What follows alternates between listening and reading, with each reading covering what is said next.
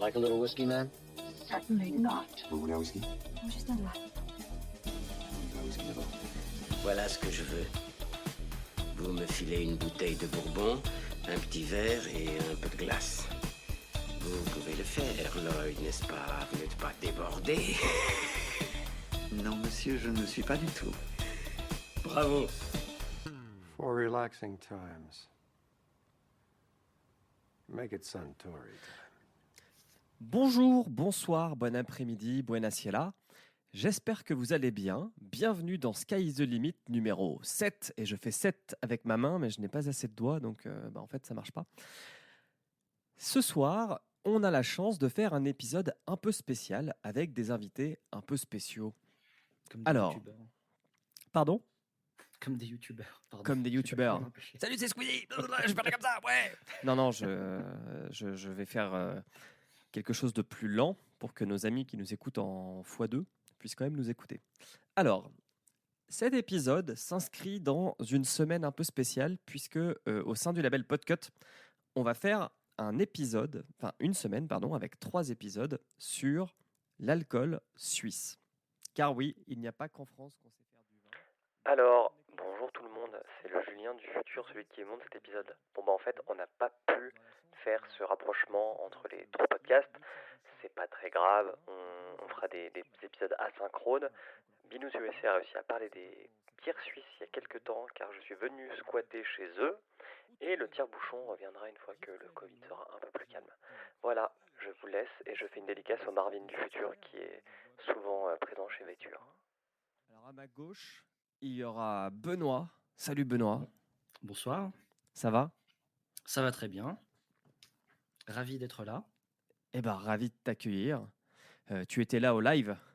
Donc J'étais là au live, c'est exact, oui. c'est un peu ta deuxième fois, quoi. J'ai volé ma première fois. C'était un baiser volé avec le podcast. Et à ma droite, il y a Faburger. Salut Faburger. Salut, tu peux m'appeler Fabien, tu sais. Ah. Maintenant, Maintenant, il est dans le civil. Salut Fabien. ouais, salut. Ça va ? Ça va? Oui. Oui, très content. C'est ma combienième participation? C'est ma 2e ou 3e? Je sais crois que plus. c'est ta 2e. T'es sûr? Ah non, c'est ta 3e. T'as dû faire C'est les ma 2 3e? premières. Ouais, appelle-moi Fab. Allez. Alors, Benoît, sauf si je me trompe, tu participes pas à des podcasts de manière récurrente ? Non, je suis Un furious indépendant. amateur. Je ne participe que très peu, c'est vrai. T'es un Lutèce boy, quoi. Et, Exactement. du podcast. Alors que Fabien, lui, il a des podcasts. Et oui. Vas-y, Est-ce fais ta que- promo. Est-ce que je fais ma promo? Alors, je fais ma promo. Petite promo rapide. Oui, alors, podcast Oui Chef sur les chefs, talents culinaires de nos régions. Et Château Podcast sur le vin. Voilà, où tu as participé dernièrement, Julien. Pour faire une petite chronique sur l'histoire du whisky. Du whisky, oui, parce que nous parlons aussi des C'est très.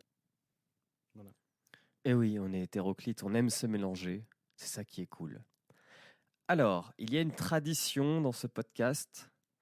Fab l'a déjà faite. Benoît ne l'a pas encore faite. Donc, Benoît, il faut que tu lèves la main droite et que tu jures de nous raconter ta première bonne et ta première mauvaise fois Mauvaise avec fois. le whisky. Je le jure. Nous t'écoutons religieusement.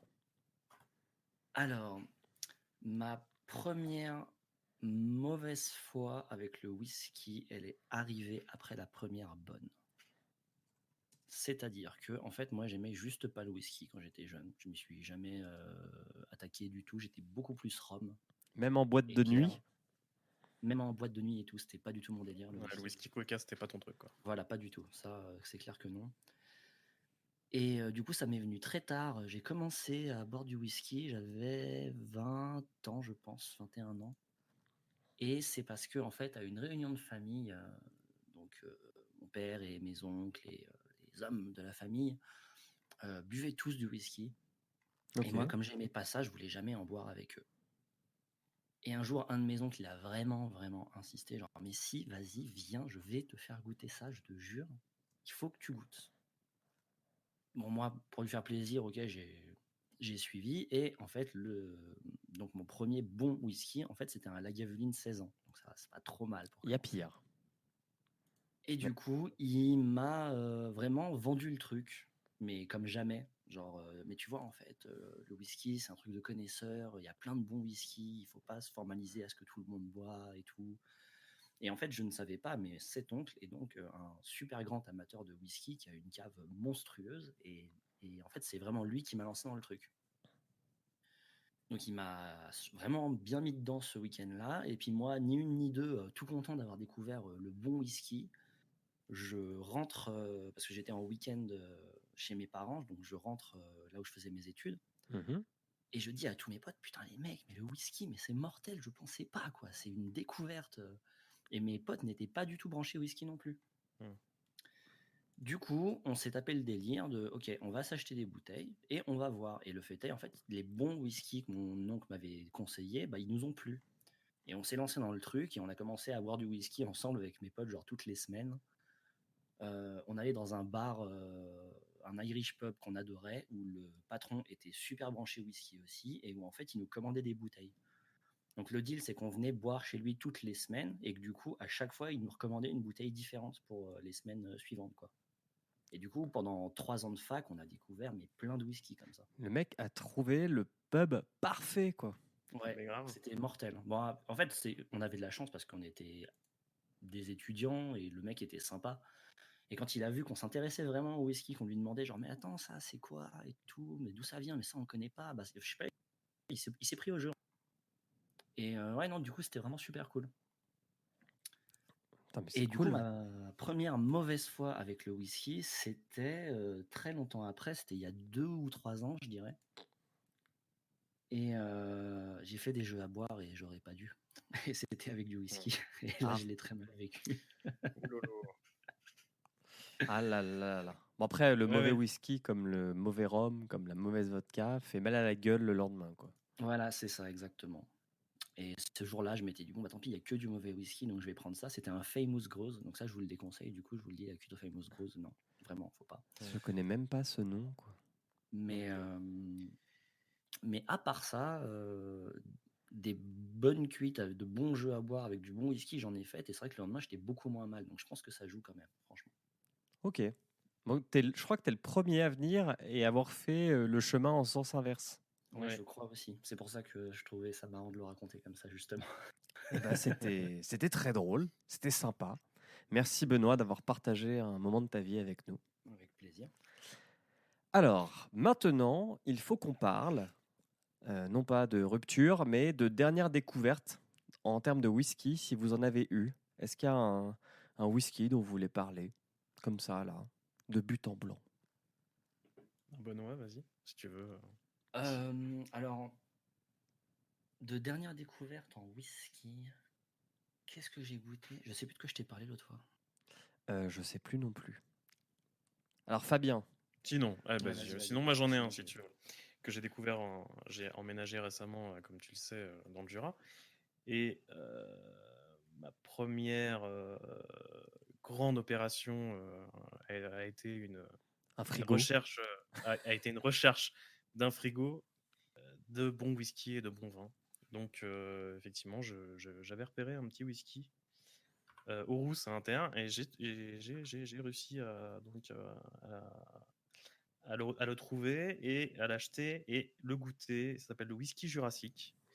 C'est un whisky qui n'est pas fait dans le Jura et qui est vieilli en fût de chêne de vin jaune, en fût de vin jaune. Et ça, c'est sympa. Ouais, c'est C'est très original. sympa. Ça lui donne un goût assez particulier. Et Alors voilà, le vin donc, jaune, ça- lui, qui est un vin du Jura, pour le qui est coup. un vin du Jura, lui, par contre. En fait, en gros, c'est le domaine Tissot dans le Jura, à côté de Poligny. C'est pas très loin de Poligny, pour ceux qui connaissent. Et spécialisé dans tout ce qui est Côte du Jura, donc cépage du Côte du Jura, quoi. Dans Savagnin, Poulsard, enfin voilà. Il fait différentes bouteilles de vin et importe un whisky écossais. Et Ok. après le vieillissement du vin, utilise les tonneaux pour faire vieillir pendant 3 ans C'est un blend scotch de 3 ans. Faire vieillir ce scotch dans ces tonneaux. Et ça lui procure un goût de noix assez particulier, comme on peut connaître pour le vin jaune, et un petit côté moelleux assez agréable en bouche. Voilà, donc c'était la petite découverte de mon arrivée dans le Jura. Je trouve que c'est assez original. Je pense que la plupart des gens qui apprécient le whisky ont dû entendre parler. Il y a quand même pas mal, je me suis renseigné un peu après, là. Il y a quand même pas mal de domaines qui maintenant font des vieillissements de whisky en fût de vin jaune. Voilà, donc je pense que. Mais pour ceux qui sont comme moi, qui découvrent au fur et à mesure certains whiskies, je trouve que pour moi, c'était une belle découverte. Voilà, donc je voulais en parler dans cet épisode. Ok, eh ben merci. Et du coup, De rien. bon bah vu que nous on va tous se voir le week-end prochain, on pourra le goûter. Exactement. Avec un grand plaisir. Je vais essayer d'en ramener. Je sais pas dans quoi, mais je vais essayer d'en ramener. Ouais. Alors, bah tiens, on va parler de ma vie un peu. J'ai acheté 120 bouteilles de 5 centilitres en PET recyclés pour pouvoir envoyer du whisky aux gens qui feront cette émission dans l'avenir. Donc je les ai reçus. Eh ben, Et du coup, vous me filerez vos adresses, comme ça vous pourrez faire depuis chez vous avec le whisky les émissions. Et du coup, Super. C'est j'en une bonne idée. profite pour dire bonjour à Émeric, Hugo et Blast qui n'ont pas pu participer à cette émission ce soir. On les salue. Oui, on les salue fort. Alors Benoît, est-ce que tu as retrouvé ton whisky ou est-ce que tu veux que je parle du mien? Alors, en fait, non, moi, du coup, c'était pas vraiment la reco d'un whisky. C'était la reco, en fait, de s'intéresser aux embouteilleurs indépendants. Ok. Parce que donc j'ai découvert ça cet été à Copenhague. C'est un principe que je Ah connaissais oui, ça déjà. me revient maintenant. Voilà, je t'en avais parlé l'autre fois. Et puis tu avais C'est- même ramené une bouteille. J'ai même ramené des bouteilles, ouais. Et donc en fait, ce qui est très intéressant, c'est que, donc je vous le donne le nom, c'est un embouteilleur indépendant qui s'appelle Norbu Andelen à Copenhague. C'est le seul que j'ai trouvé, je pense qu'il doit y en avoir d'autres qui font ça. Et donc, l'originalité de cet embouteilleur, c'est qu'il propose des bouteilles de 100 centilitres à 1 litre, et après, au-delà du litre, il vend des fûts, des choses comme ça. Donc, il est très open Il fait des sur les- petits formats. Mais surtout, voilà, ce qui est intéressant pour nous, c'est qu'il fait des très petits formats. Et donc, du coup, ça fait que ça rend accessible des alcools d'exception à des gens comme nous qui avons des moyens, mais pas infinis non plus. Donc là, par exemple, je me suis fait un petit plaisir. J'ai trouvé une bouteille de Kaol, il a 15 ans, issue d'un fût numéroté qui a été sorti de la production. Et donc, c'est une bouteille en 1 litre qui se vend à 350 €. Bam! Mais Oh. du coup, en 100 centilitres, pardon, en 10 centilitres, excusez-moi, Elle devient abordable. elle devient abordable, donc à peu près en dessous de la quarantaine d'euros. Et donc, en fait, ça permet de pouvoir se faire plaisir, de découvrir des alcools un petit peu plus exclusifs dans un budget encore correct, quoi. Et ça, c'est cool parce que pour tester des nouveaux whiskies, bah en fait, il n'y a pas trop d'occasion, quoi. Alors, en Suisse, je sais plus, on avait fait la news, il y a un bar à whisky qui a ouvert, il me semble, je sais plus si c'est dans le canton de Vaud ou dans le canton du Valais, qui a plus de 800 références. Mais quand tu vas dans des bars, bah, généralement, tu trouves les mêmes marques un peu partout. Donc du Ballantine's, du Lagavulin, du GB. Et maintenant, il y a toujours du Nikka, parce que le japonais est un peu à la mode. Mais tu as très peu de moyens de pouvoir tester un whisky sans acheter une bouteille de 70 centilitres ou de 50. Et que si tu l'aimes pas, bah, tu te la retrouves sur les bras, quoi. Est-ce que c'était pas à Genève, sans vouloir te contredire? Alors à Genève, il y en a peut-être un aussi. C'est Allez. le bar du Nord, non, il me semble, à Carouge. Putain, en plus, je bosse à Carouge, faut que j'y aille. Et bah, t'as raison, c'est à Carouge. Donc, ce n'est 700 ni dans le références de Vaud, whisky. ni dans le Valais, mais c'est dans le canton de Genève. Poupou, comment il s'appelle? Moi, j'ai le bar du Nord, Bah, ça doit être ça, hein. rue Ancienne 66 à Genève. Et ben voilà. Et ben ce week-end, on y va. Hop là. Allez, hop. Ça, c'est fait. Avant la raclette ou après la raclette? Ah bah avant. C'est après, on va plus rien sentir. Hein. Les tanins seront fermés. c'est vrai. Eh ben merci Benoît de cette découverte. Moi, je n'ai pas de whisky à vous recommander, mais j'ai une série sur le whisky à ne pas vous recommander. C'est méta. Hein. Alors, sur Amazon Prime Video, il y a une série qui s'appelle en anglais The Three Drinkers do Scotch Whisky. C'est bien ça? Yes. Alors, en français, ils le traduisent genre les 3 buveurs font du whisky. Enfin, ça n'a aucun sens. Donc, qu'est-ce que c'est cette série? C'est 3 personnages, 2 hommes, une femme. Donc, nous avons Heidi Smith, Colleen Hampton White et Helena Nicklin qui parcourent l'Écosse pour aller visiter des distilleries. Donc, chaque épisode, ils font 2 distilleries plus une activité. Et c'est pas des gens de télé en fait. Donc ils vont dans des distilleries de folie. Mais attends, c'est une série de reportages, de documentaires? Ouais, c'est une série Oui, c'est ça. documentaire. Ok. Non, je m'attendais à un truc une série science-fiction.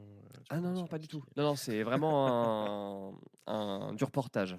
Un peu narré quoi. Ok. Et, mais tu découvres des trucs. En fait, si tu enlèves la présentation, tu découvres des trucs parce que ils vont dans des ateliers à fûts. Et c'est là on se rend compte que c'est quand même compliqué de faire des fûts. Ils vont chez Glenmorangie, donc une des plus connues au monde. Ça, c'est cool. Et bon, ils font un peu de gastronomie écossaise, donc ça, je suis moins fan. Mais à un moment, je sais plus dans quel épisode, ça se passe autour du Loch Ness. Et du coup, il y a un whisky qui est fait avec l'eau du Loch Ness et le mec sur le bateau plonge une cruche dans l'eau du lac pour pouvoir adoucir le whisky qui est fait avec la même eau, quoi. Donc il y a des trucs cool. Ils ont fait une 2e saison. Donc la première saison fait 4 épisodes, la deuxième en fait 3, c'est dire. Elle est sortie début décembre. Et dernier point, si vous la regardez, parce qu'il y a quand même des trucs intéressants, alors mettez les sous-titres, mais en anglais, parce que les sous-titres français sont une traduction de Google Translate de 2012. Ouais, comme d'habitude. Et en fait, en anglais, alcool, comme en français, peut se dire spirit ou spiritueux. Sauf que spirit a comme traduction esprit aussi en français, un fantôme. Donc du coup, ils boivent des fantômes. Et soudainement, tout devient très ésotérique. Surtout au Loch Ness, quoi. Ouais, c'est ça. Ouais, c'est vrai. Et dans les châteaux écossais. Ça se tient. Mais voilà. Donc, alors, ils ont un accent à couper au couteau, donc mettez les sous-titres anglais et ça passera crème. Ok. Donc voilà. Et puis c'est gratos hein, si vous avez Amazon Prime. Donc chaque épisode fait une demi-heure. Donc ça va assez vite. Oui, ça va. Voilà. Il y a combien d'épisodes? Pardon? Il y a combien d'épisodes, tu m'as dit? Maintenant, il y en a 7. 7. Donc voilà pour ma non-recommandation. Maintenant, on va passer aux actualités autour du whisky. Alors, j'ai essayé de prendre des trucs qui ne sont pas des problèmes liés aux taxes douanières qui proviennent de la guerre commerciale qu'il y a entre les US, le Brexit et puis l'Europe. Alors, première news, je fais un roulement de tambour dans ma tête. Il y a encore eu une vente aux enchères de whisky rare, donc on en avait parlé lors du dernier épisode. Et là, on passe à l'étape supérieure, donc c'est une collection qui comprend 3900 bouteilles. La vente était en cours quand on a fait l'épisode dans sa version 1 il y a un mois, donc là elle est finie.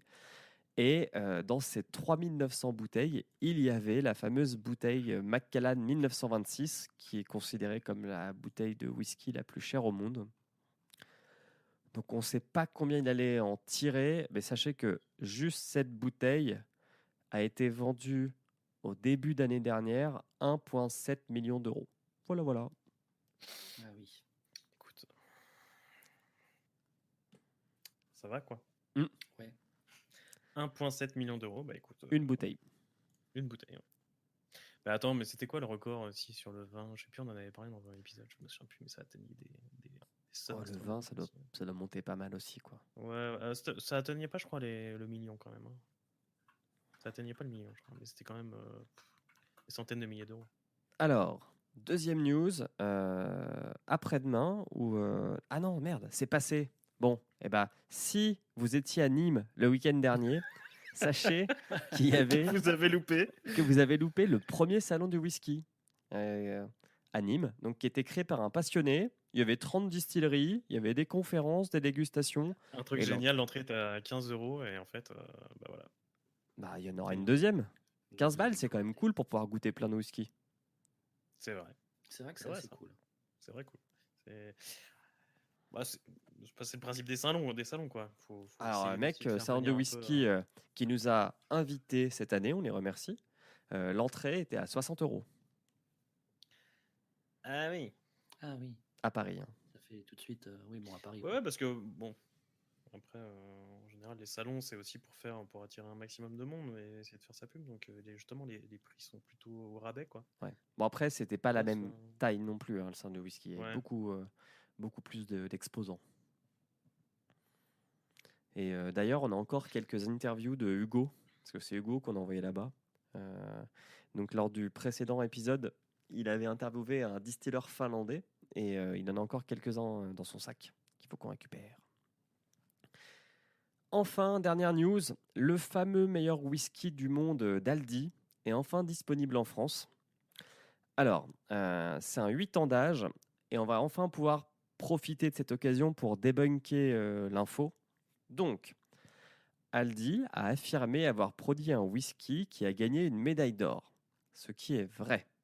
En 2018, ce whisky a obtenu la médaille d'or du Scotch Whisky Masters dans la catégorie blend de moins de 12 ans. Maintenant, ils ne sont pas les seuls. Donc, en termes de classement, la médaille d'or a été attribuée à eux, aux Chivas 12 ans et à Scott's. En médaille d'argent, on a du Johnny Walker Black Label et du Ballantines 12 ans d'âge. Et en fait, quand on regarde le palmarès du concours, il n'y a que les plus grosses distilleries au monde qui gagnent des prix. Et c'est pas forcément les meilleurs whisky. Donc c'est comme si je disais que la Life IPA gagnait la médaille d'or de l'IPA en bière. C'est un indice peu fiable. Voilà. Oui. Même si elle est sans doute très bonne.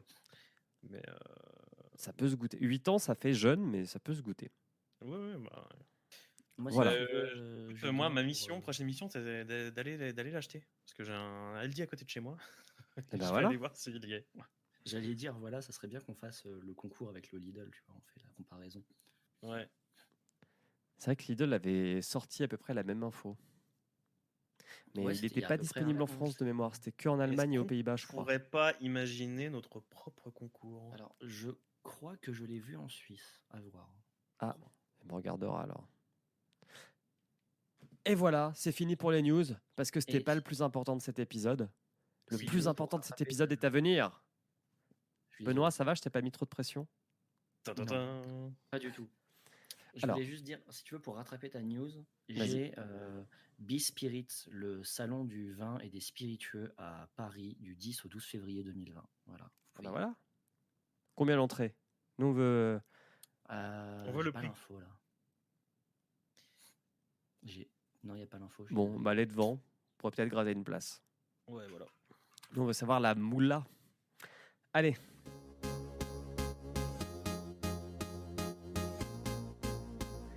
Donc Benoît, qui a assisté au live, comme on l'a dit précédemment, a décidé de rétablir la vérité sur les fûts et le bois et son action sur le whisky. C'est exact. Écoutez-le religieusement. Alors, je vais commencer avec un argument d'autorité totalement foireux. Écoutez-moi. Simplement, je vous sors pas ça de mon chapeau. Je suis ingénieur spécialisé dans le bois et les matériaux à base de fibres naturelles. Et donc, je me suis fait une mission personnelle de rétablir la vérité. Merci. Alors, après, je vous préviens, vous aurez des bruits de papier. Je suis un petit peu old school. Je me suis fait une chronique à l'ancienne, quoi. Mais c'est très bien. Donc, soyez prévenus. Alors, donc, aujourd'hui, je vais vous parler des fûts et des méthodes de vieillissement des whiskies. On voit de plus en plus les étiquettes de nos bouteilles de whisky s'étoffer de termes pompeux et obscurs pour les consommateurs, avertis ou non. et là attention, accent anglais, parce que oui, je lis les paraphrases. Double wood, triple matured, oak cask finish, crafted from the finest, insérez la mention correcte, bourbon, sherry, madeira, xérès, Southern barrels ou casque et j'en passe. Tout d'abord, soyons honnêtes, la principale raison de l'apparition de ces nombreuses expressions est avant tout commerciale. Il faut se démarquer avec une gamme plus variée et plus susceptible de toucher un public large, et donc il faut offrir des moyens de distinguer les différents produits. Aucun des termes que vous pourrez voir apparaître sur une bouteille de whisky en dehors du mot whisky n'est soumis à l'appellation ou à l'obligation d'apparaître. Tout ceci n'est que de l'information au consommateur, ou autrement dit, du marketing. Et oui, il faut savoir se rendre séduisant sur le marché concurrentiel du whisky au XXIe siècle. Mais que cachent donc toutes ces appellations ? Comment comprendre ce à quoi nous faisons face, ce que nous achetons, et c'est ce que je vous propose d'aborder aujourd'hui. Nous allons donc reprendre les bases. Allez, simple, basique. Je ferai un peu de montage.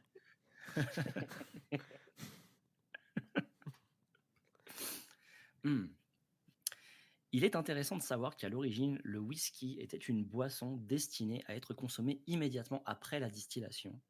C'était de l'eau de vie, tout simplement, de malt d'orge. Les fûts ne servaient qu'au transport du whisky et ce dernier n'avait donc pas le temps de se développer. Ce n'est que par hasard, en retrouvant des fûts oubliés, que l'on a réalisé que la maturation en fût de chêne en particulier apporte du caractère et de nouvelles saveurs au whisky. De nos jours, on fait clairement la différence entre cette eau de vie et le whisky qui, depuis le début du XXe siècle, doit maturer en fût un minimum de 3 ans pour mériter son appellation. C'est à partir de cette période que la culture du whisky telle que nous la connaissons aujourd'hui s'est développée. Mais alors, messieurs, première question, pourquoi des fûts en chêne ? Parce qu'on en trouve partout. Fab, une réponse ? Non, je sais pas. Non. Alors, bien avant que l'on cherche à mettre en fût des spiritueux, le chêne avait déjà été sélectionné pour le vieillissement des vins. Et pour quelle raison ? Eh bien, en effet, le chêne est un bois facile à se procurer, particulièrement en Europe. C'est un bois flexible, durable, peu poreux et plus stable à l'humidité que la plupart des bois de nos régions tempérées. Il est donc parfait pour fabriquer des fûts. Et en plus, il a la propriété unique de tous les bois du monde de ne pas dénaturer son contenu. Et oui, c'est pas du plastique. En bonus, le chêne est un bois dit extrêmement tannique, ce qui signifie qu'il contient dans ses fibres de nombreux extractibles naturels, en grande partie des tanins et des composés aromatiques qui se dissolvent dans le contenu des fûts et lui apportent de nouvelles saveurs. Pour approfondir le sujet, sachez simplement que tous les chênes ne conviennent pas à la facture des fûts. On utilise principalement des chênes blancs et des chênes rouvres, qui doivent leur nom non pas à la couleur de leur feuillage, de leur écorce ou de leur bois, mais à la couleur de leur rayon ligneux, ce que l'on appelle communément le veinage du bois. Ce sont de très petits vaisseaux qui passent entre les fibres du bois, mais ce ne sont pas des fibres de bois. Ok. Le veinage du bois est donc blanc pour le chêne blanc et brun pour le chêne rouvre. En revanche, pour le chêne rouge, au veinage rouge, donc, il n'est pas ou peu utilisé, car il a tendance à transmettre un mauvais goût à ce qu'il contient. Ok. Ensuite, un chêne blanc américain transmettra des saveurs plus épicées. Un chêne européen, des composés aromatiques plus prononcés. Et un chêne japonais, lui, des saveurs plus fines gustativement. Il existe bien sûr de nombreuses autres sous-espèces de chêne blanc et rouvre, mais je vais écourter ici le cours de foresterie. Retenez simplement que White Oak Cask, c'est tout simplement un fût en chêne blanc. Et c'est le plus commun ou pas ? Alors, c'est le fût de base, mais en fait, il n'y a pas de distinction en vérité entre les chênes blancs et rouvres, de ce que j'ai pu trouver. Ok. À part s'ils ont des applications particulières, et c'est justement ce qu'on va aborder maintenant. Cette chronique est trop bien construite. C'est vrai. Vous pensez donc que j'en aurai maintenant fini sur le sujet des fûts ? Eh bien, détrompez-vous, je ne fais que commencer. Savez-vous tout d'abord qu'il y a de nombreux types de fûts ? Non. Une question. En effet, aucun fût n'est produit spécifiquement pour le vieillissement du whisky. C'est un alcool bien trop délicat pour être le premier liquide à séjourner dans un fût, et si c'était le cas, il s'emparerait de tous les arômes du bois neuf et délivrerait des saveurs beaucoup trop puissantes. Les distilleries de whisky recyclent donc des fûts issus de diverses productions. Le plus commun est le fût de Bourbon, qui fait 180 litres, qui représente 97% du marché des fûts de whisky. Alors, 90 donc pour les genre- non-suisses. Alors précis. 97, Ah, pardon, 97, excusez-moi. mais c'est genre tout quoi. 97% d'un marché, c'est énorme. Ouais, c'est la quasi entièreté du marché. Et donc, ce qui est très intéressant de noter sur cette première remarque, sachez que j'ai une liste après, mais je fais un point là-dessus. Le fût de Bourbon, donc en fait, le Bourbon, techniquement, n'est pas un whisky. C'est-à-dire qu'il y a beaucoup de Bourbons qui claiment le nom de whisky Bourbon. Mais en fait, si vous êtes dans un premier séjour dans un fût, ça ne peut pas être du whisky, c'est du Bourbon, ce n'est pas la même chose. Ce que tu appelles un premier séjour, c'est quoi?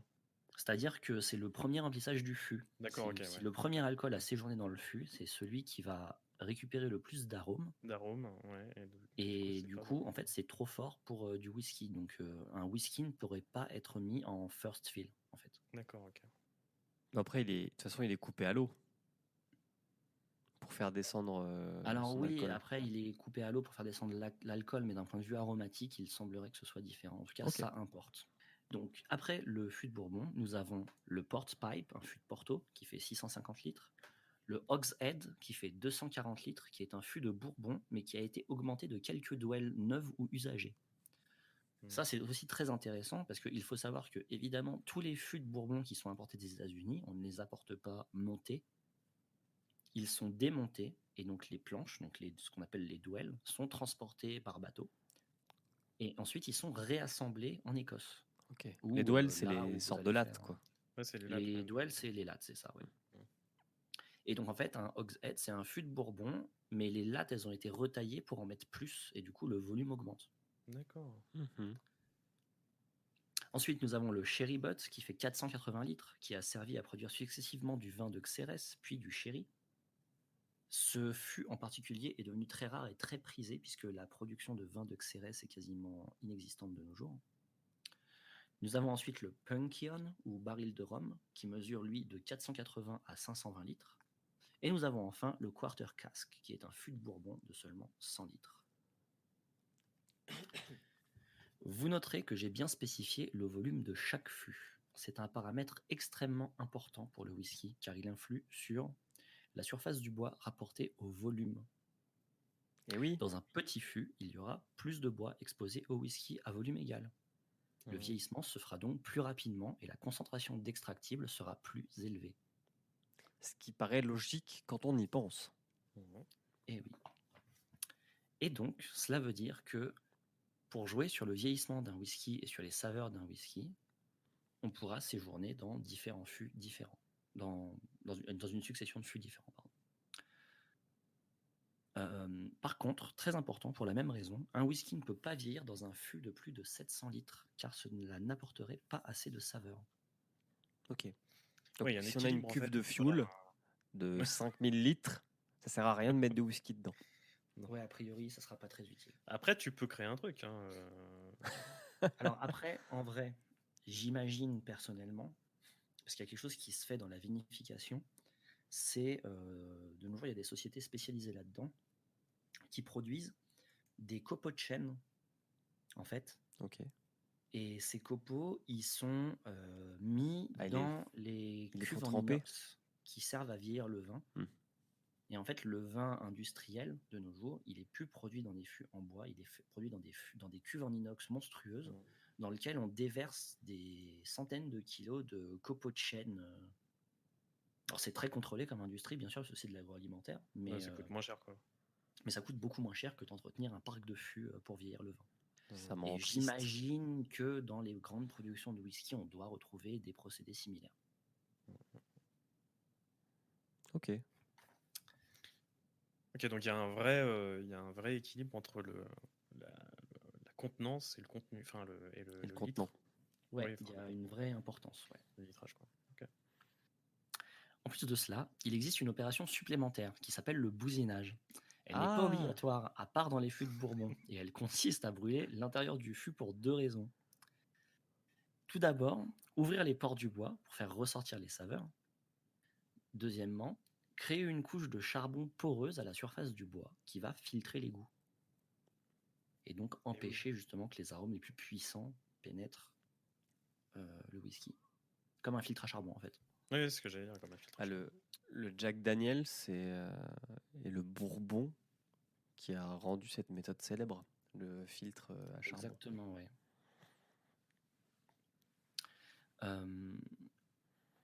Ensuite, dernière chose à savoir sur les fûts. Un fût peut être rempli 2 fois avant d'être gratté et bousiné à nouveau pour resservir. Et cette opération peut être effectuée jusqu'à 3 fois, pour un maximum donc de 6 remplissages d'un fût. 2 Donc, fois 3 c'est-à-dire qui que font 6. voilà, dans toute la vie d'un fût, on peut le remplir au total 6 fois au maximum. À savoir que la plupart des distilleries ne le font pas plus de 3 fois. Ok. Et après, ils en font des vélos, que sais-je. Et Voilà, ils après, redonnent ils en font du... bois de Alors, ça chauffage. peut partir peut-être sur d'autres d'autres alcools. d'autres alcools, ça je ne sais pas. On peut, pourquoi pas. Mais oui, non, par contre, voilà, c'est plutôt ensuite c'est retraité. Ouais. Maintenant que nous avons en notre possession les informations techniques de base, nous allons pouvoir aborder le vif du sujet, le vieillissement et ses étapes. En effet, quand l'on travaille un whisky, on parle de 2 étapes de base, la maturation et la finition du whisky. La maturation, c'est la principale période de vieillissement du whisky, c'est celle qui va lui donner sa finesse, sa force et son caractère. La finition, elle, n'est pas obligatoire. C'est l'étape finale qui parfait les saveurs recherchées. Elle va se faire dans un fût généralement différent de celui de la maturation, et elle peut durer de 6 mois à 2 ans. Ensuite, il est possible d'effectuer chacune de ces étapes plusieurs fois, de les prolonger, de les effectuer parallèlement pour enfin remélanger le malt vieilli en plusieurs parties. On parle alors de double ou triple maturation, ainsi que de double finish, voire plus, également d'extra maturation ou encore d'extra finish. Soudainement, de nombreuses possibilités s'ouvrent à vous en termes de combinaison, et c'est ce que nous allons voir ensuite. Est-ce que vous avez des idées ? Alors oui, j'ai déjà vu des trucs. Par exemple, à Noël, j'ai offert à mon beau-père un whisky écossais qui était vieilli en fût de... Que je dise pas de conneries. Est-ce que c'était en chardonnay ? Attends, je vais te retrouver. Il s'appelle Golden Tulip, je crois. Ça, c'est marrant, c'est la mode en ce moment. Les fûts de chardonnay, ça revient vachement, j'ai vu. Alors, c'est sûr que c'était en fût de vin blanc. Il y a aussi, en ce moment, ce qu'est à la mode, c'est des fûts de bière. On finit, on a IPA. J'ai vu ça aussi. En fait, j'ai l'impression que toutes les combinaisons, en fait, on va chercher les trucs improbables et on en fait du whisky, quoi. Enfin, alors ouais, c'est un petit. En ce moment, l'idée, c'est un petit peu ça. Ouais. Moi, c'est ce que j'ai remarqué en faisant mes recherches, c'est que la mode tend justement à. C'est du marketing. Hein. On va sur des fûts de plus en plus originaux pour pouvoir se démarquer des autres, quoi. Après, bah voilà, moi ça va être le seul truc un peu original que j'ai trouvé, c'est le whisky dont j'ai parlé, le Jurassique, hein, vieilli en fût de. Oui, là typiquement, c'est. En fût de vin jaune, là, clairement, c'est super un truc intéressant ça. Ça, c'est intéressant, tu vois, il y a un vrai concept derrière, je trouve. Avec le vin, ouais. Ça fait déjà plus envie. Mais attends, c'était chez Glenmorangie. Voilà. Nectar d'or. Je sais qu'il est Golden quelque chose. Il est en train de me hijacker ma chronique. Ah merde, et c'est du vin de Sauternes. Voilà. Oui, c'est ça, c'est du fût de Sauternes, c'est exact. Mais le chardonnay, ça s'utilise aussi, j'en ai vu récemment. Ouais, bien sûr. Alors donc, je reprends. Je vais vous donner l'exemple de la distillerie Glenmorangie, que j'ai eu la chance de visiter et qui communique beaucoup sur ses méthodes de vieillissement. À la base, tous les whiskies Glenmorangie sont issus de la même distillation. La production est continue et elle ne varie pas. La première maturation est effectuée dans des fûts de Bourbon en chêne blanc américain et bousiné, et elle dure 10 ans. Durant cette période, la qualité est régulièrement contrôlée et le fût est remplacé au moins une fois tous les 5 ans, généralement en first puis en seconde fill, donc en premier et second remplissage. Cela permet d'homogénéiser la production. Point important dès ce premier paragraphe, au sujet de ce que je vous disais sur les remplissages des fûts. Chez Glenmorangie, depuis le début des années 90, ils ont pris la décision de ne remplir les fûts que 2 fois et de ne pas les rebousiner, gratter ensuite. Et ils ont réussi à démontrer scientifiquement que ça leur donnait un gain de qualité de production monstrueux.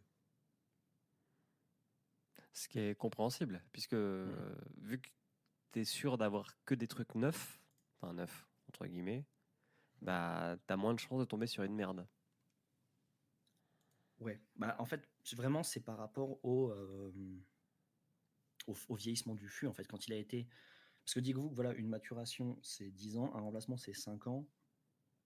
Donc, un fût qui a été rempli 6 fois, ça fait genre 30 ans qu'il est là, quoi. Donc, Pas mal. forcément, il subit les éléments autour de lui. Voilà, en conservant le fût que 10 ans, ils ont vraiment remarqué que ça leur changeait la qualité de la production. Et c'est une des principales raisons pour laquelle la maison Glenmorangie s'est démarquée et a été, à la fin des années 80, début des années 90, la plus grande distillerie du monde, enfin celui qui vendait le plus de single malt au monde. Parce que ça leur a vraiment permis de se démarquer en termes de qualité et de rapport qualité-prix. Ok. Est-ce que tu connaissais cette histoire, Fab? Pas du tout. Ah bah voilà. Ce Pas du tout, soir, mais je découvre. Hein. Je découvre des choses. Non, c'est très intéressant. Ensuite, le gros de la production donc est vendu en tant que Glenmorangie 10 ans suite à cette première étape. Mais ce n'est pas fini. Les fûts de qualité supérieure sont ensuite triés pour différentes orientations. Tout d'abord, le Nectar d'or, obtenu par 2 ans de finition en fût de Sauterne. Ensuite, le Lazanta 12 ans, qui est obtenu par 2 ans de finition en fût de Sherry. Les Quinta Ruban 12 et 14 ans, qui sont obtenus par respectivement 2 ou 4 ans de finition en fût de Porto. Et enfin, 5 ans supplémentaires en fût de Bourbon pour les plus hauts standards.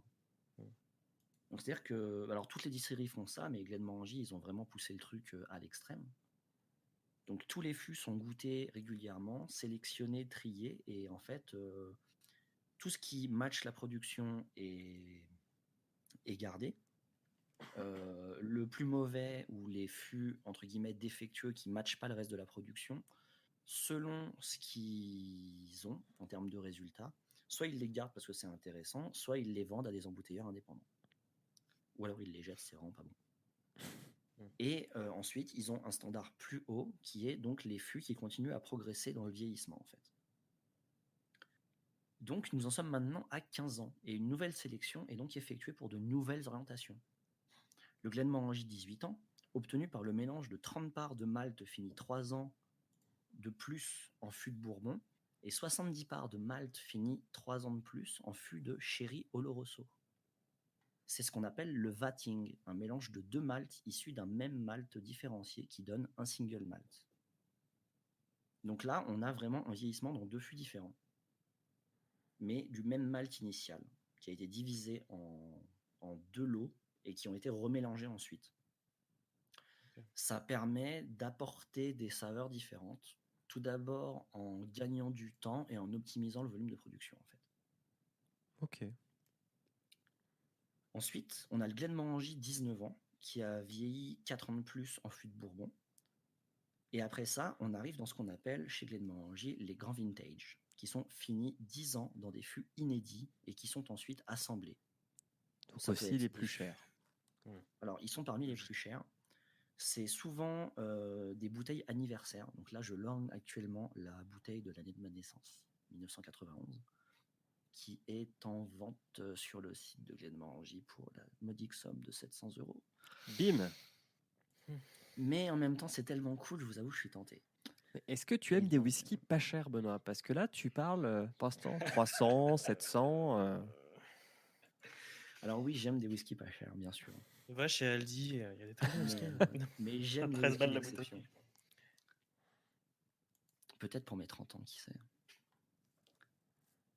Alors, ces grands vintage, ils sont donc intéressants parce qu'ils sont faits dans des fûts pour le coup vraiment originaux. Et là, ça peut être donc du fût de Madère, du fût de Côte-du-Rhône, du fût de Chardonnay, du fût de vin de Bourgogne, du fût de vin italien. Enfin voilà, ils essayent tout et n'importe quoi en fait. Ils font vraiment des tests et ce qui est bon, ils le gardent et ils font des mix avec, quoi. Ok. Mais comme à l'origine, c'est un seul malt, une seule méthode de distillation dans un seul distillat et une seule production, ils peuvent tout remélanger et dire que c'est du single malt. Ok. C'est Donc, la c'est règle, quand même un peu tout et n'importe quoi, hein, des fois. c'est un peu tout et n'importe quoi. Mais c'est bien de ça qu'on parle quand on parle d'un single malt.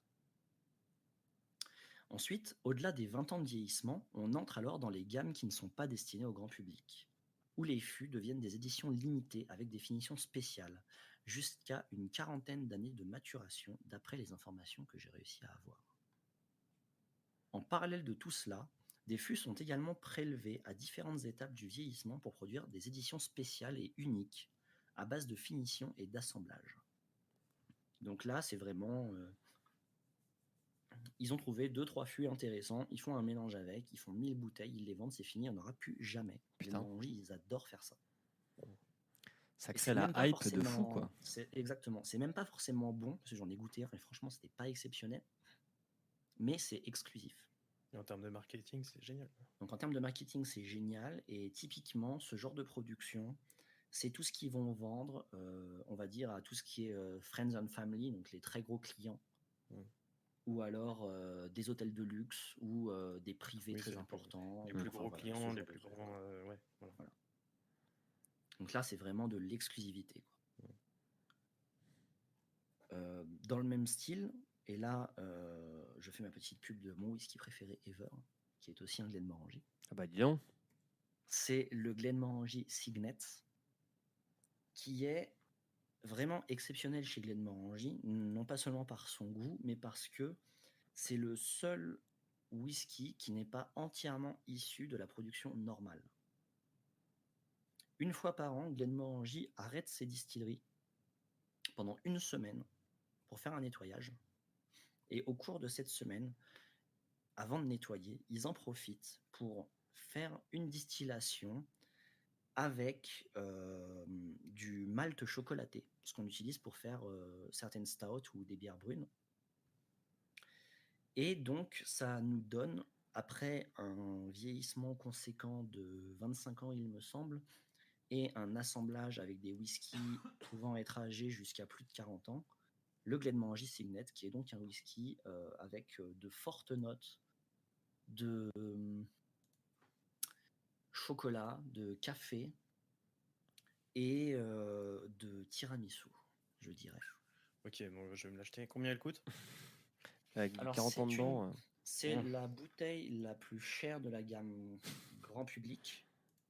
Elle coûte la modique somme de entre 100 et 200 euros selon où vous la trouvez. Ok, bon, je vais pas l'acheter. Ça va. Ça va. Oui, bon. Alors, en vrai, bon. franchement, pour ce que c'est, quand vous voyez qu'il y a des bouteilles à 90 balles qui sont pas si incroyables, ça vaut vraiment le coup. Moi, je vous la recommande. Ouais. Après, ouais, comme je crois que c'est ce que tu as dit, mais je le répète, un whisky, par exemple, qui a 12 ans d'âge, ça veut dire que le whisky le plus jeune dans la bouteille a 12 ans d'âge. C'est ça. Mais, comme tu l'as dit, peut y avoir un mélange avec soit du même alcool, soit un blend, donc avec d'autres whiskies un peu différents, qui sont plus vieux. Exactement. Et du coup, en fait, c'est ça qui est intéressant avec le Signet, c'est qu'ils le font pas tous les ans parce qu'ils n'ont pas la demande. Et du coup, en fait, selon celui que vous avez, ils n'ont pas tous le même goût parce que les fûts qu'ils ont utilisés pour les assemblages ne sont pas les mêmes. Et donc voilà, là c'est bien clairement pas défini. C'est un malt chocolaté vieilli 25 ans. Et après, tout ce qu'ils rajoutent dedans, c'est entre 30 et 40 ans, voire plus, mais ils savent pas nous le dire, quoi. C'est, on va Faut dire, garder un peu de mystère. les fonds de tiroir pas dégueulasses, quoi, on va dire. Ce qu'ils n'ont pas réussi à mettre ailleurs.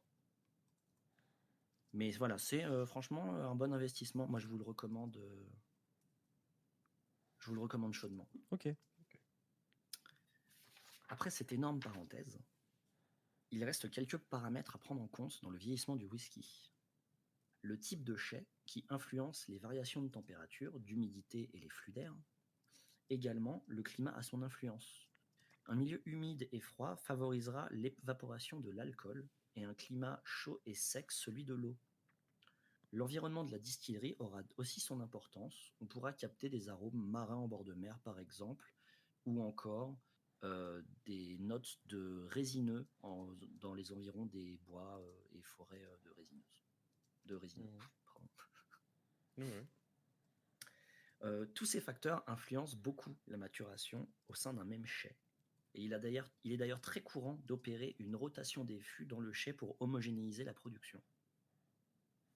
Alors, chez Glenmorangie, là c'est magique, eux ils ont carrément tout un système. Chaque fût a une carte d'identité et est numéroté. Ils ont un logiciel qui modélise le chai en 3 dimensions. Ils savent exactement où est chaque fût avec des capteurs de partout. Donc ils savent à tel niveau, il y a telle température, tel taux d'humidité. Et ils ont un système de rotation des fûts avec l'ordinateur qui leur dit aujourd'hui ce fût-là, il faut le bouger là, celui-là ici. Enfin voilà, c'est un truc de fou. Et c'est assez drôle parce que tout ça, ils le font, mais dans leurs super vieux chais qui ont 150 ans et qui sont en ruine, mais ils le font, quoi. Donc c'est assez original. Ok. Et avec tout ça, on comprend donc que les arômes, les senteurs et les saveurs des whiskies résultent de réactions chimiques entre le distillat et les différents extractibles que l'on trouve dans les fûts. Ces réactions évoluent selon le temps et l'environnement, et l'on obtient donc différentes saveurs aux différentes étapes de la maturation. De plus, les assemblages de différents vieillissements apportent une complexité supplémentaire à la palette disponible, et ils détermineront le caractère d'un whisky. Pour terminer, je vous ai ramené des travaux pratiques. Ah. Je vous ai ramené J'ai peur. un échantillonnage de bouteilles que je possède, avec des étiquettes comme ça un petit peu, on ne sait pas trop. Et donc, je vais vous proposer d'essayer de les décrypter avec moi. Alors, soyez attentifs. Nous sommes Donc, tout oui. la première bouteille, c'est un Loch Lomond 12 years, aged in 3 types of casks, Bourbon, Refill and Richard. Donc, un Loch Lomond 12 ans qui a été vieilli dans 3 types de fûts, en fût de Bourbon, en remplissage et ensuite en recharbonné. Ok. Ok, ouais. Ah oui. Alors, qu'est-ce que vous comprenez? Alors, donc, Bourbon 5 ans, c'est ça? Après, tu as dit recharbonné. Donc, c'est le même type de fût, mais genre qui a déjà été utilisé 2 fois. Correct? C'est ça. C'est ça. Et après, il a été fini, parce que c'est un 12, donc c'est 5-5-2. Donc, il a dû être fini, et je me rappelle plus de ce que tu as dit pour la finition. Alors en fait, la finition c'était le Richard et c'était juste un refill en fait au milieu. Ah ok, d'accord. Et donc là, en fait, on comprend que malheureusement, c'est un petit peu la grosse arnaque. Il s'agit simplement d'une maturation successive dans des fûts de Bourbon, en premier et second remplissage, puis troisième remplissage après un bousinage. Et ouais, pour le moyen. coup, c'est complexe. Pour le coup, je dois vous avouer que ce whisky, je l'aime beaucoup parce que le Loch Lomond, c'est un endroit que j'ai beaucoup aimé, mais il est vraiment pas ouf. Et si j'avais su décrypter cette étiquette à l'époque, je l'aurais peut-être pas acheté. Ah bah, ça tombe bien parce qu'on pourra parler du whisky de ce soir après. Il y a aussi ces informations sur la bouteille. Ensuite, nous avons The Balvenie Double Wood 12 Years. First cask in Whiskey Oak and second cask in Sherry Oak. Donc un Balvenie double bois, 12 ans, premier remplissage dans un... J'ai entendu Cherry Oak. Whiskey Oak, donc en fait un fût en chêne qui a déjà accueilli du whisky. Et second cask in Sherry Oak, donc dans un fût en chêne qui a accueilli du sherry. Pas mal, c'est déjà mieux là. Qu'est-ce que vous décryptez? Parce que bon, c'est assez obvious. Mais... Vas-y Fab. Là, c'est un peu comme le premier, là. C'est pas du 5-5-2 comme tu disais? Alors si, mais du coup, il y a du cherry. Donc Ah, le cherry, c'est quoi? C'est du vin? Alors, ouais, le sherry, c'est un alcool portugais qui était très populaire dans l'Empire britannique, mais qui se boit plus du tout de nos jours. Ok. Ah oui, mais c'est un lien avec. Oui, d'accord. Ok. C'est le Xérès. Et là, C'est ce qu'ils font dans les fûts de Xérès. Mais c'est un exactement. alcool qu'ils font après, en fait. C'est une espèce de liqueur. Je n'ai jamais goûté personnellement. D'accord. Mais parce que du coup, le Xérès, c'était. Je raccroche les wagons, mais c'est là-dedans qu'ils ont commencé à transporter les whiskies, en fait. C'est-à-dire qu'entre l'Empire portugais et l'Empire britannique, les Portugais envoyaient dans des fûts de chêne du Xérès. Donc, les Britanniques vidaient le Xérès dans des bouteilles et à la place mettaient du. Alors, ça s'appelait pas du whisky, ça avait un autre nom, un truc celte, qu'ils envoyaient au Portugal. Et c'est. Enfin, au Portugal et en Espagne.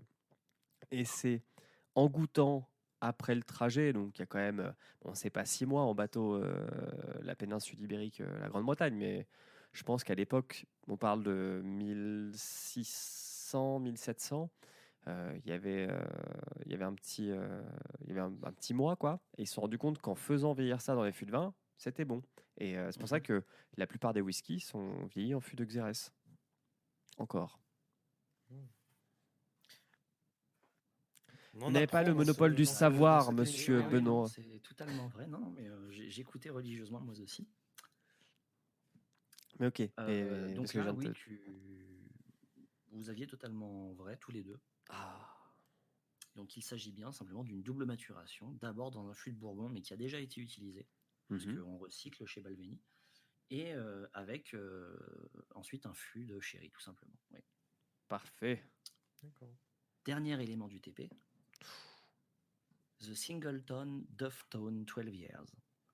This 12 years old single malt was matured in a secret combination of European and American oak casks until Craig Wilson, our malt master, deemed it ready for bottling. Donc, le Singleton Duftone 12 ans. Ce single malt vieilli 12 ans a été vieilli 12 ans dans une combinaison secrète de fûts européens, de fûts en chêne européens et américains, jusqu'à ce que notre maître distilleur dise c'est bon. Le juge voilà, prêt pour dise ok, vas-y. Intéressant. Il s'agit donc probablement ici d'un assemblage de 2 single malt vieillis tout simplement séparément en fût d'origine européenne et américaine et mélangés par la suite. Ok, ouais, ça. Ok, donc pendant 10 ans, Sans plus de détails sur ça. Tu les fais vieillir dans leur fût de leur côté, c'est le même alcool, et puis à la fin, tu les mélanges. Ok, pourquoi pas. C'est un 12 ans, c'est ça, hein? C'est un 12 ans, ouais. Ouais, c'est ça, ok. Ok. Et ensuite, parce que je vais quand même citer mes sources, il y en a beaucoup. Allez. Donc, je remercie pour cette chronique la Maison du Whisky, le site como.fr, privatewhisky-society.com, glenmorangy.com, jimbean.com et rêvedewhisky.ch. Je vous recommande rêvedewhisky.ch, j'ai découvert ça en faisant mes recherches. Il a de très belles bouteilles. Okay. Tu me fileras les liens, je mettrai tout en description. Ouais. Cool. Et voilà tout pour moi. Eh ben c'est déjà pas mal, merci beaucoup Benoît. Très belle chronique, bravo. Je me sens tellement moins con. J'espère que c'était pas trop académique. Non, non. Ben non, franchement, en vrai. Voilà, maintenant on va regarder toutes les étiquettes des whiskies. Ouais, ça va être drôle. Tiens d'ailleurs. Donc celui qu'on va faire ce soir, par exemple, il est marqué. Donc alors lui c'est un 6 ans. Ok. Okay. Single malt whisky. Et il est marqué pour la partie casque, cherry et après chardonnay. Ah bah voilà un chardonnay, tiens on en parlait. Donc lui c'est 5 ans en fût de sherry et 1 an en chardonnay. En fût de chardonnay. Après 5 ans c'est la règle chez Glenmorangie, mais je pense qu'après on fait ce qu'on veut. Par contre, c'est minimum 3 ans du coup, puisque pour le whisky c'est 3 ans, et je crois que c'est 3 ans dans le même fût. Oui, c'est ça, c'est comme le Jurassique, là, ils disent blend scotch 3 ans, c'est un vieil. Ouais, si tu veux alors non, là c'est un. Si tu veux Ah oui. l'appellation whisky, il faut que ça soit 3 ans d'âge minimum. D'accord. Oui, c'est ça, mais je pense que en fait, c'est dans un fût, à mon avis. C'est sans refill, enfin sans changer de fût, dans les Ok. 3 ans. Je suppute, je ne suis pas sûr. Eh ben, supputons ensemble. Bah alors, parce que quand ils disent blend scotch 3 ans plus vieillissement, Ah bah c'est que du coup, il a eu un finish. oui, ou c'est quelque ça. chose. Il y a eu un finish, donc, mais ils précisent pas le finish. Et Bah, précise. c'est que sûrement qu'ils arrêtent quand ils pensent que c'est bon. Ouais. Il y a un mec tous les jours qui goûte. Et après, il dit c'est bon. Bah non, mais rigole pas, ça se passe vraiment comme ça. Quand ils Bah disent oui. que le finish il peut durer de 6 mois à 2 ans, enfin, c'est parce que vraiment, il y a certains whisky où c'est ah bah là, c'est bon. on C'est goûtera. marrant, ils C'est- précisent pas le finish. Ouais, là. Ouais. Bon, bref. Alors, est-ce que vous êtes prêts pour la dernière partie de l'émission? Ah, je suis impatient. Donc, vu que c'est une émission spéciale suisse, on va faire un whisky suisse. Et puis toi, Fabien, tu feras ton Jurassique. Ok? Ah oui, mais alors moi j'ai pas du tout préparé. Mais Non, si mais tu tu veux. le goûteras, tu nous diras ce que t'en penses. Tu Ah, donneras d'accord. envie aux gens d'aller acheter cette bouteille ou de Je t'en vais essayer commander. Je vais essayer de faire de mon mieux.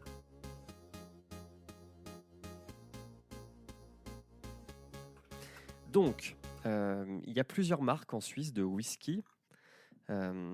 Et j'ai choisi une des plus connues, mais c'est pas la plus connue. Celle que j'ai prise, c'est Langatoon. Alors, Langatoon, c'est une distillerie. À la base, c'est une brasserie en fait. C'est pas une distillerie, c'est une brasserie de bière qui a été fondée en 1857 par un certain Jacob Baumberger ou Baumberger, je pense. Baumberger. Ouais. Donc Jacob, il va en Allemagne, puis il apprend à faire de la bière, et puis il revient en Suisse, et puis il fonde sa brasserie. Où ça? Dans la ville de Langatoon, près de Berne. Ah. Berne, qui je le rappelle, est la capitale de la Suisse. La vraie. La vraie. Celle qu'on doit donner au Trial Poursuite. Et donc, de père en fils, de génération en génération, on va faire de la bière chez Langatoon. Donc on brasse, ça se passe bien. Et puis, en 1939, donc il y a la Seconde Guerre mondiale, la Suisse est un pays neutre, la Suisse n'est pas envahie, mais la Suisse quand même a des petits problèmes d'approvisionnement de nourriture, et donc le gouvernement suisse décide d'interdire la distillation de céréales et de patates. Parce qu'on estime que les céréales et les patates, ça sera plus utile pour nourrir les hommes que pour en faire de l'alcool. C'est vrai. Et d'ailleurs, je me permets de t'interrompre. Il y a une loi encore en vigueur en Suisse qui dit que en cas de guerre, tous les espaces verts, publics ou privés, peuvent être réquisitionnés pour planter des patates. Les patates, Parce que c'est la la vie. Suisse n'est pas indépendante en termes d'alimentation. Oui. Et donc, du coup, ils ont des mesures de disette. Et donc, pendant la Seconde Guerre mondiale, dans tous les jardins publics de Suisse, vous aviez des champs de patates. Ouais. Sachant que il y a beaucoup. Alors moi j'habite Lausanne par exemple, et il y a beaucoup de jardins publics à Lausanne. Donc c'est quelque chose Ils qu'ils aiment les pourraient mettre Ils aiment en les place patates. assez facilement. Tu disais Voilà, Fab? c'était là. Non, je disais, ils aiment les patates à Lausanne, c'est tout. Oh, il n'y a pas que des patates qui poussent, hein. C'est pour faire les rejetés. Ah oui. Donc en soi ça. Ils font pousser des lardons et des oignons. Oui, sur l'arbre à lardons, le fameux. Le fameux. Donc en soi ça concerne pas trop Langatoon pour le moment, mais ça concerne tous les distilleurs du coin. Et il faut savoir que cette interdiction, elle ne sera levée qu'en 1999, donc en 1999, soit 60 ans plus tard. Et c'est à cette date que Langatoon décide à produire du whisky. Alors, entre-temps, il faut savoir qu'ils ont vendu la brasserie pour se concentrer donc sur cette activité d'alcool un peu plus fort. Donc ça, c'est un peu l'histoire. Donc ça, c'est le Old. Donc ce soir, on va goûter le Old Deer, qui est leur classique, qui est une bouteille qu'on trouve entre 38 et 45 francs en Suisse. Donc en euros, ça fait 35, entre 35 et 40 euros, qui est, Oui, c'est ça. on va dire, Ouais, c'est ça, ouais. un bas de gamme plus en termes de whisky. Il faut savoir aussi qu'ils ont une. Alors, je ne l'ai pas trouvé, parce que sinon, c'est celui que j'aurais pris. Ils ont un whisky bio depuis quelques années. Et donc, pour faire un whisky bio, il faut de l'orge bio. Et surtout, il faut que tous les outils utilisés dans votre processus de distillation soient certifiés bio. Donc, ils doivent être soit totalement nettoyés, soit ne servir qu'à faire du bio. Donc, par exemple, ça, c'est un truc que j'ai appris dans la série dont je vous parlais tout à l'heure. Je ne sais plus dans quelle distillerie en Écosse. Donc, tous les ans, il y a une sorte de grand ménage des outils, des machines de distillation. Et c'est après ce grand ménage qu'ils font d'abord leur whisky bio avant de faire leurs autres whisky. D'accord. Donc voilà, Ok. donc, ça se visite toujours, hein, cette petite place à côté de Berne. Si ça vous intéresse. J'y suis pas allé, mais ça a l'air plutôt sympa. Bah, la prochaine fois que vous venez à la maison, on sait ce qu'on fait. Ah, c'est vrai que toi, t'habites pas loin de Berne. Pas loin du tout. Et ils ont déplacé la distillerie en 2014, mais elle est genre à 300 mètres plus loin, quoi. Donc ça va. C'était pas un gros déménagement. C'était pas un gros déménagement. Donc, le Holdir, j'ai commencé à vous en parler. Donc, c'est le standard, c'est un single malt, c'est un 6 ans d'âge. Donc, ce qui est assez rare pour le coup, ils disent dans quel fût ça a été vieilli. C'est un 40%, un 40% en degré d'alcool. Et ils donnent même le numéro de l'eau. Donc, ça, c'est sympa. Donc, ici, ce sera un Le L. numéro de l'eau. D'accord. Ah, de l'eau, oui. Ah oui, l'eau, LOT. Merci. L0119. Le numéro, il n'y a que les Suisses pour faire ça, hein, je me suis dit là. Oui, le numéro de. Oui, moi aussi, sur le coup, J'ai bugué. J'ai bugué sur le. Alors, maintenant, on va se servir. Allez, vas-y.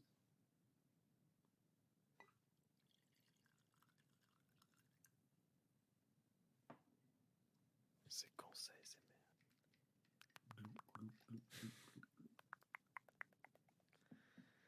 Alors, c'est vrai que, tiens, je peux en profiter pendant que tout le monde se sert. Donc, en fait, c'est la deuxième fois qu'on enregistre cette émission, puisqu'on a essayé de la faire il y a un mois.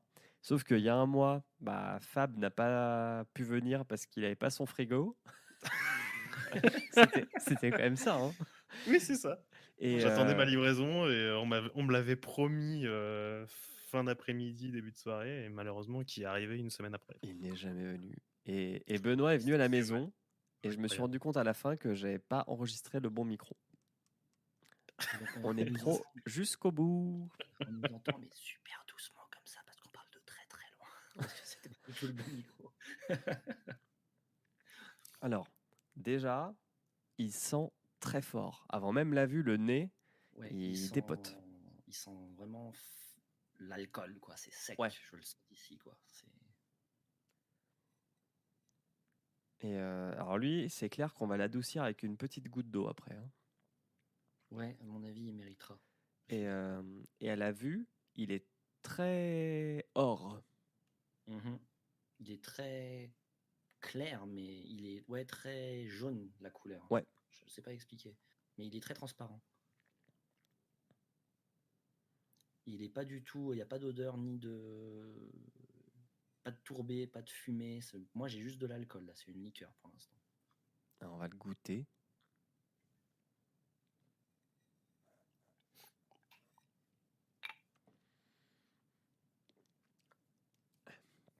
Et il est toujours aussi fort. Oui, il est toujours pas mauvais, mais il est toujours fort. Et c'est là où j'avais sorti cette fameuse expression suisse. Je suis déçu en bien. Oui, je suis d'accord. Voilà, je suis déçu poli, quoi. Non, mais en fait, il est pas mauvais. Il est un poil trop... Je sais pas si c'est alcooleux ou alcoolique. Moi, il l'attaque trop, il me brûle la langue, honnêtement. Et c'est pas la première gorgée, quoi, donc il attaque. Alors, est-ce que tu veux contrebalancer avec le tien, Fab? Avec plaisir, je vais me servir. Alors vas-y, tu fais le nez, enfin tu fais la vue, le nez et le goût après.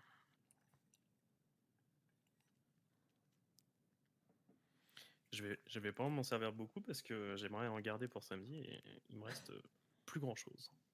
Oh là là. Si je veux vous ramener le restant. Alors la vue, moi je trouve qu'il est assez. C'est marrant, ça me rappelle un peu ça me rappelle vraiment le vin jaune, la couleur du vin jaune, la couleur des Côtes du Jura, qui est d'une couleur que j'adore parce que c'est mes vins préférés. Est-ce qu'on peut dire C'est- qu'on est sur de l'Arbois?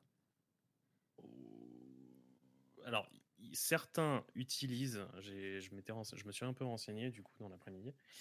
Certains domaines qui font vieillir leur whisky dans des fûts de vin jaune le font aussi dans de l'Arbois et des fûts de Macvin aussi. Donc ça C'est peut être très bon le ultra Maghreb intéressant. aussi, hein. Ouais, ça peut être ultra intéressant parce que le côté moelleux et tout, ça peut donner quelque chose de bien. Et la vue, ouais, je te disais, la vue rappelle vraiment cette couleur or du Côte du Jura, du Savagnin. Ouais. Du coup, Mais en fait, ton whisky, ça me fait penser à la précédente émission. On disait que les chefs, les grands chefs, commençaient à proposer des accords whisky-fromage. ouais. Et un comté jurassique, là, Ah, ça oui, peut être oui, mauvais. ouais, ça doit pas être mal. Un comté 26 mois d'affinage ou un truc comme ça. Un petit Bon vieux piquant un peu comté. salé là. Ouais. Faut un truc un peu fort, hein, il faut de l'affinage. Hein. Mm. Faut pas un 6 mois d'affinage en comté parce que sinon. Mais ouais, un bon vieux comté assez vieux quoi. Je pense que ça peut clairement bien passer. Et ouais, pour la vue en tout cas, voilà à quoi ça me fait penser. Très belle couleur, de vrai. Et au nez. Bah, alors on est justement, du coup, là on commence à sentir le vin jaune. Là clairement, ils en font. Bon, c'est leur, c'est indiqué sur l'étiquette hein, clairement, donc forcément on l'achète pour ça principalement. Donc on s'attend à le sentir aussi quoi. Alors c'est pas trop fort. Je trouve que c'est plutôt bien équilibré. Mhm. C'est pas trop. Par exemple, je l'ai fait goûter à un pote qui qui avait goûté du vin jaune une fois, qui avait de très bons souvenirs et qui se souvenait que que c'est un vin assez particulier. Hein, le vin jaune, c'est clairement très très fort. Là, quand il a senti le whisky, il l'a senti, mais lui-même aussi disait que bah voilà, il y avait un assez bon équilibre. C'était pas écœurant comme le vin jaune. Clairement, il y a des gens qui n'apprécient pas forcément le vin jaune. La première critique, c'est écœurant, c'est beaucoup trop fort. Et bah, c'est pas le cas, donc il y a un bon équilibre. Voilà. Après, je pourrais pas en parler comme vous en avez parlé tout à l'heure, mais j'ai pas les termes. Allez, vas-y, goûte-le. Bien sûr. Abrège. En tout cas, c'est. Profites-en. Alors moi je suis curieux parce que je connais le vin jaune de nom, mais je me rends compte que je n'y ai jamais goûté. Du coup je suis en train de Au vin jaune feuilleter de sur Nyon? Internet. Non. J'ai jamais eu l'occasion. Ok. Eh ben, écoute, c'est dommage. J'ai des bouteilles, mais pas ici. Mais ouais, écoute, il va Mais falloir du que coup, j'en je me ramène. renseigne. Ah, c'est un cépage local, d'accord. Ok. Et ben écoute, au goût, on sent légèrement sur la fin ce vin jaune qui arrive, assez fort à l'attaque, assez alcoolique, assez alcool, on sent vraiment l'alcool quoi. Mais qui s'adoucit vachement jusqu'à un côté un peu moelleux, comme je disais tout à l'heure. Il y a le vin jaune apporte vraiment un je côté pense que assez ouais, doux et rond, et quelque chose de très rond après. c'est Et vraiment après, on une sent le vin. bête Et après, on d'idée sent le vin quoi, jaune. de l'avoir foutu Non, en mais fin clairement, de vin jaune. il y a un côté assez. Alors moi qui adore ces vins du Jura, du coup, moi je suis complètement à fond là. Depuis que je suis arrivé, je te dis, c'est la deuxième bouteille en un mois et demi quoi. Mais bon, après on en a. Je n'ai pas tout bu moi-même, hein, évidemment. On en a monté à la cabane. On en comme a on dit. monté à la cabane, on en a bu tous ensemble. Mais ouais, je trouve que en tout cas, le vieillissement, ce concept de vieillissement est assez original et assez intéressant. Voilà. Et Voilà ce bam. que j'ai à dire. Eh Et ben non, mais c'est si on super doit cool. rajouter une dernière information Vas-y. pour le prix, voilà, la bouteille de 70 centilitres coûte 27 €. Et ça, c'est fou. Et ça, c'est assez fou. Ah oui, ça c'est fou, oui. Alors, Parce que- 27 euros à côté de chez moi, dans l'Inter, on peut le trouver en Inter, on peut le trouver dans des boutiques spécialisées où il sera beaucoup plus cher, mais à l'Inter, il est beaucoup moins cher parce qu'ils ont un rayon produits locaux et il est vendu là à 27 euros. Eh ben, c'est en même Donc, temps. c'est quand même un super bon plan. Bah oui, carrément. Parce que tu vois, là, sur le site le doux-direct.fr, D'où direct. doux direct, ouais, il est à 38,90 €. Ah ouais, non, mais je l'ai même vu. Alors attends, même pour te dire, sur Amazon, ils le vendent. Il est à 60 balles. Alors, Ah ouais. je sais pas si j'en ai déjà parlé, mais j'ai commandé une fois du whisky sur Amazon France.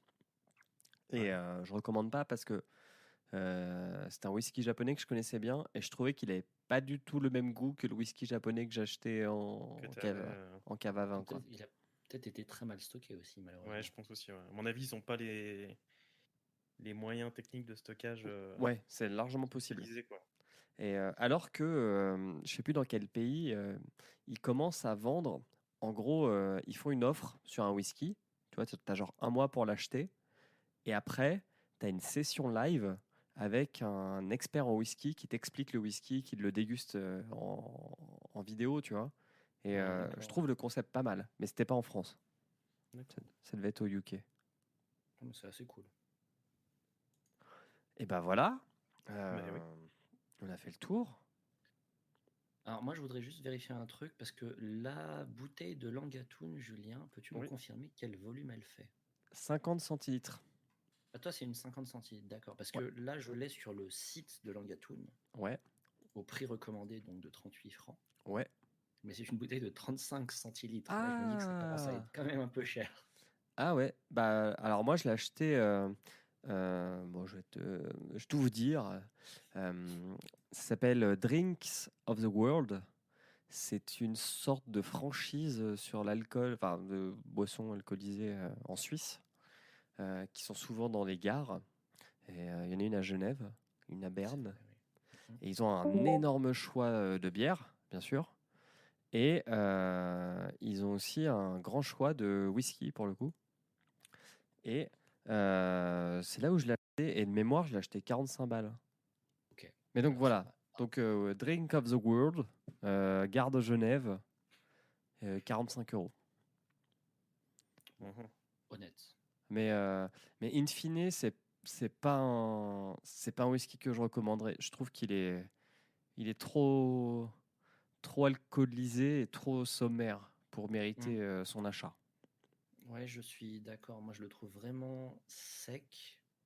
Et j'aime bien les trucs fruités, mais quand même un peu forts. Genre fumé, tourbé. Et là, pour le coup, il est ni tourbé, ni fumé. Je lui trouve un petit peu de fraîcheur, peut-être de la vanille, je sais pas, il y a un truc, mais j'ai du mal. J'avoue qu'il est un peu dur, je trouve, pour le palais. Mais peut-être qu'en le laissant ouvert un petit peu, il irait mieux, quoi. Mais... À l'aéré, ouais. Ouais. Qu'est-ce qu'il a en termes d'arôme? On a des baies rouges. Au palais, on a vanille, du chêne, fruits frais et raisins. Et alors, par contre, putain, je sais pas ce que ça veut dire. Velvety soft. Parce Alors que là, velvet, c'est le velours, non? velouté, ouais. Ah, j'ai pas le velouté, je suis désolé là. Moi non plus, hein. Doux, velouté, doux. Ouais, il trouve. Enfin, pas il trouve. Légèrement Le distilleur trouve qu'il est très léger. En finale, je suis pas. Non. Bah, après, si tu fais le contraste entre le début de bouche, qu'il attaque vraiment la langue, et la fin de bouche, c'est sûr qu'il est léger en fin de bouche. Mais c'est pas Mais dur bon, en il t'a soi. anesthésié la langue, quoi. Voilà, c'est ça. Ok. Et bah voilà, on a fait le tour. Ouais. Merci Benoît, merci Fab. Merci à toi. Merci à toi. Est-ce que vous avez un petit mot pour la fin? Vous avez une dédicace, ou dire bonjour à maman, je sais pas, faites-vous plaisir. Hein. Personnellement. Bah, dédicace à tous les copains de Podcut et à très bientôt. Ça marche. Et n'oubliez pas le Patreon, parce que Julien il l'oublie à chaque fois. C'est vrai que dans Sky is the Limit, je l'oublie à chaque fois. Putain, je fais pas un bon membre du bureau, hein. Alors, Podcut, c'est quoi? Podcut, c'est un label de 23 podcasts. Donc, les 22 autres sont sur podcut.studio. En plus, là, on est en janvier, donc on a accueilli 2 nouveaux qui sont très cool, très différents. On a Resté dans le flow, qui est un podcast de Florence sur la résilience. Donc, hashtag MeToo, tout ça. Donc, bon, c'est pas un truc facile d'accès, mais c'est très intéressant. Et on a Vêture, qui sont faits par Arzel et Tanuki, qui était à la base un podcast sur la mode masculine et qui a pivoté, parce qu'on disrupte aussi dans le monde du podcast, coucou Manu, sur le rapport qu'on a aux vêtements. Voilà. Et c'est super bien. Ouais. J'adore Vêture. Depuis, Benoît fait des raids de sneakers. C'est une autre histoire. Et voilà. Et Fab, refais ta pub. Et puis donnez au Patreon aussi, patreon.com/podcut, le site podcut.studio. Voilà, pardon. Eh ben, écoute, merci. Moi, je voulais rajouter merci pour cette invitation. Écoute, j'anime 2 podcasts. Un sur la cuisine, comme je disais tout à l'heure, sur les artisans, jeunes artisans, où ça mélange interviews sur leur histoire, leur parcours professionnel, et aussi sur de la captation sonore en cuisine et en salle. C'est le podcast qui fait le plus saliver de France. Oui, écoute, c'est gentil. Et un deuxième podcast que je fais avec mon pote JM de Nantes, et qui est principalement sur le vin, et on parle de temps en temps avec des spiritueux, d'autres on fait des petits épisodes inédits, et pour des amateurs, par des amateurs. Voilà. Donc c'est pas au même niveau que la terre à boire ou tire-bouchon, mais voilà. Ça se complète. Ça se complète, et voilà, on essaye de faire découvrir des vins en tant qu'amateur pour des amateurs. Donc voilà, c'est le concept un peu du podcast. Parfait. Eh ben on est bon. Merci beaucoup à vous deux. Merci à vous. Toi encore pour l'invitation. Ouais. Eh ben de rien. On fait des bisous à tout le monde. Et puis on vous dit au mois prochain. Ciao. Allez, bisous. Ciao tout le monde, bisous. Voilà ce que je veux. Vous me filez une bouteille de bourbon, un petit verre et un peu de glace. Vous pouvez le faire, Lloyd, n'est-ce pas? Vous n'êtes pas débordé? Non, monsieur, je ne suis pas du tout. Bravo. For relaxing times, make it Suntory time.